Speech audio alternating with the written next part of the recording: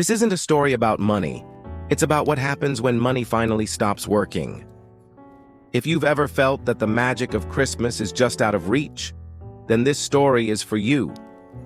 Hit that subscribe button, because what happens next is a miracle that money can't buy. The bell above the diner door didn't jingle so much as it clanged, a wounded tinny sound. Julian Croft blew in with a gust of wind and ice that seemed to cling to him. He was all sharp angles and cold disdain, his bespoke suit dripping onto the checkered linoleum floor. "I need a car," he announced to the empty room, his voice expecting instant obedience. Sarah appeared from the kitchen, wiping her hands on her apron. "Sorry, sir. We're closed." "I don't think you understand," Julian said, his patience already gone. "My car broke down. I need a black car service, a helicopter, whatever it takes to get me to Teterboro Airport in the next 2 hours." He pulled out a wallet fat with black credit cards. "Name your price." Sarah gave a small, tired shake of her head. "Sir, you could have $1 billion in that wallet and it wouldn't make a difference. Nothing's moving in this. They closed the roads an hour ago. You're stuck." "Stuck?" The word was an insult. Julian Croft was never stuck. Delayed, maybe. Inconvenienced, sure. But stuck was a word for other people.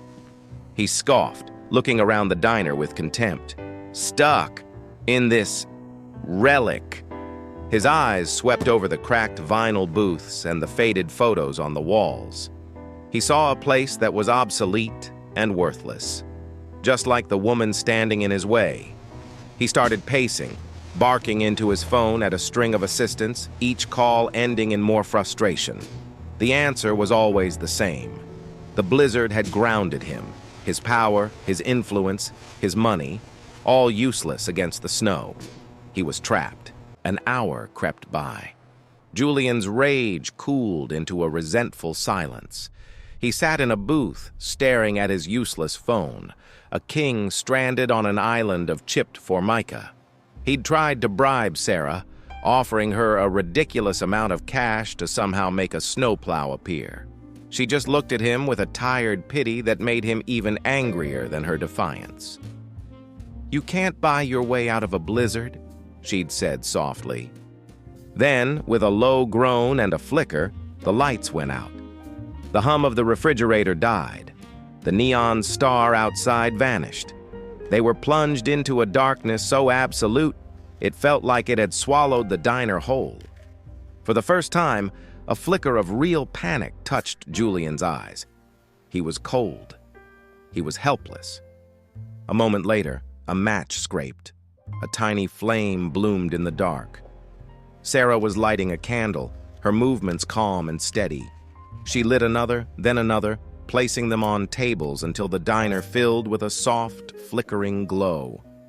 The candlelight softened the hard lines on Julian's face and danced in Sarah's weary eyes. The tension in the air didn't break, but it softened. "It's not much," she said, her voice cutting the silence. "The heat will be gone soon. You're shivering." She placed a steaming mug in front of him. "It's the last of the coffee." She then opened a cabinet and pulled out a can. "And all I have left for food is some soup. I was just about to leave when you came in." Julian stared at the can of chicken noodle soup like it was an alien artifact. Canned soup. He hadn't eaten canned soup since he was a boy.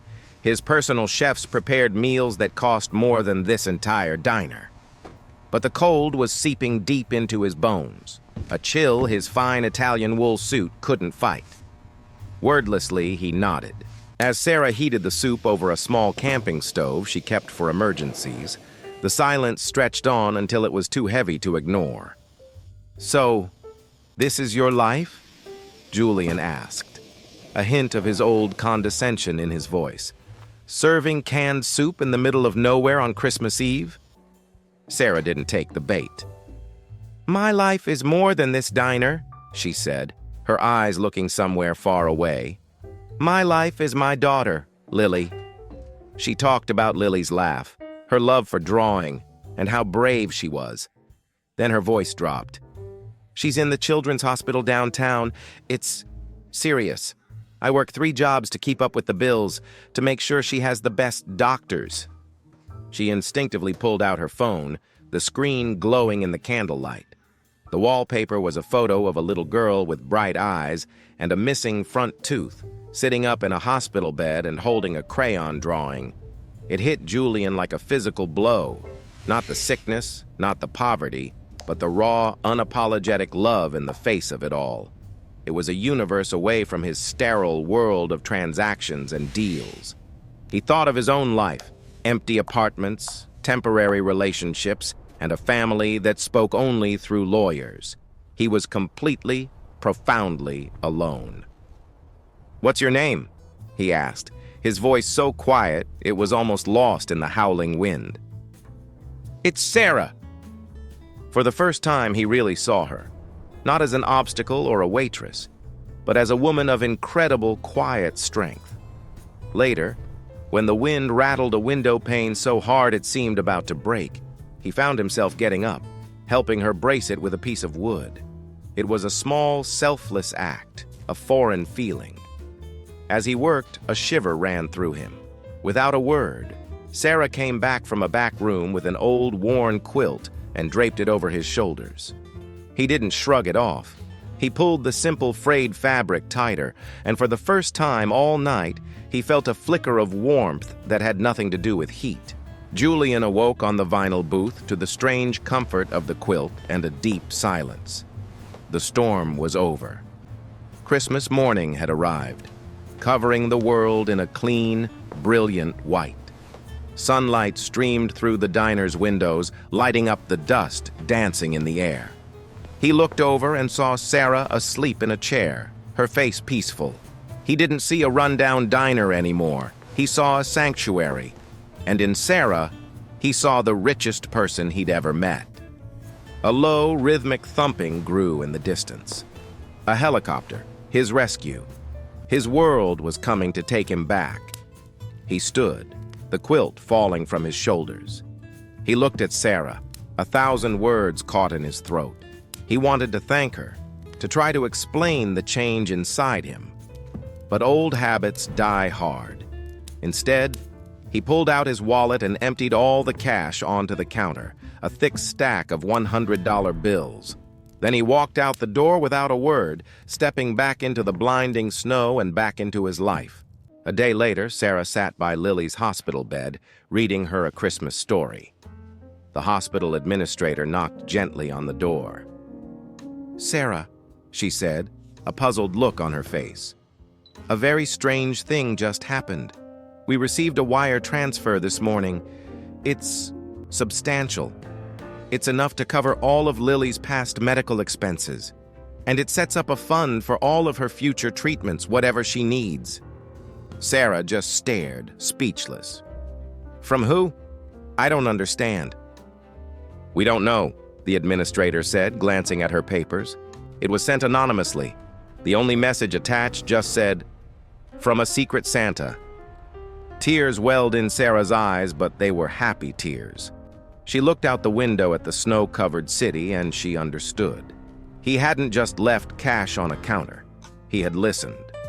1 year later, the Starlight Diner was no longer run down. It was renovated, bright, and filled with customers. The neon sign glowed brilliantly.